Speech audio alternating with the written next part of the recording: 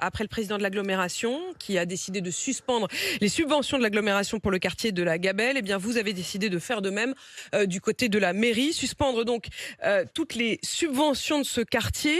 Décision prise après les échauffourées dans ce quartier, après la victoire du Maroc face à l'Espagne. Concrètement, de quoi on parle? Il y a eu certes des incidents, mais aucune interpellation, aucun blessé. Est-ce que c'est pas un peu un prétexte quand même, David Rachlin? Non, pas du tout. Vous savez, ce style d'incidents ont lieu malheureusement très régulièrement, trop régulièrement. C'est la police qui est victime de ces exactions. C'est évidemment les habitants qui se prennent des pierres, des mortiers et autres. Et c'est une situation qui n'est pas tolérable.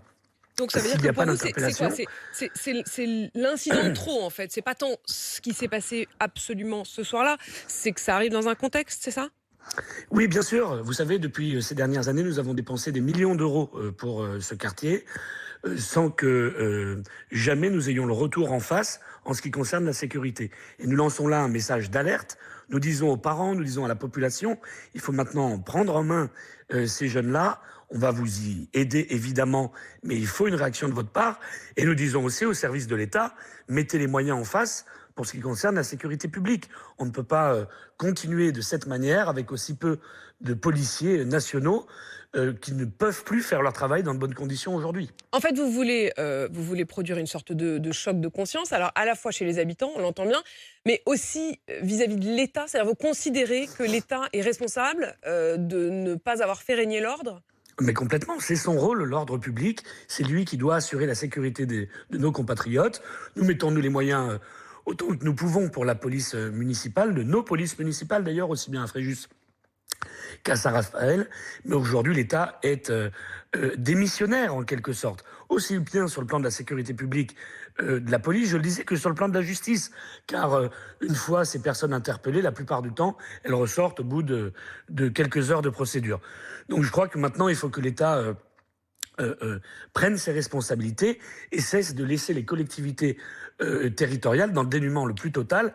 C'est vrai à Fréjus, mais malheureusement, on le voit bien dans vos émissions et autres, c'est vrai aussi dans de nombreuses autres collectivités. Mais dans le même temps, quand même, David Rachlin, vous dites on va les aider, mais enfin à court terme, c'est quand même. Alors du côté de l'agglomération, on a le détail, c'est 69 000 euros de subventions qui vont être supprimés.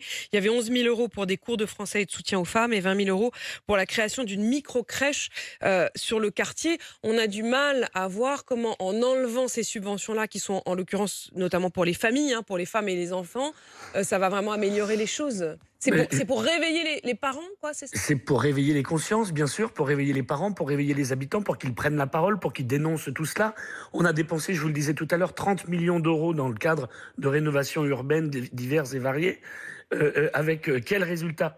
Avec le résultat de voir toujours ces dizaines de jeunes continuer à Oui, mais produire du coup, c'est les familles des qui vont se incidents, retrouver, c'est les familles des qui vont se incidents qui sont retrouver très avec cette graves. On difficulté. passe parfois à côté de drames.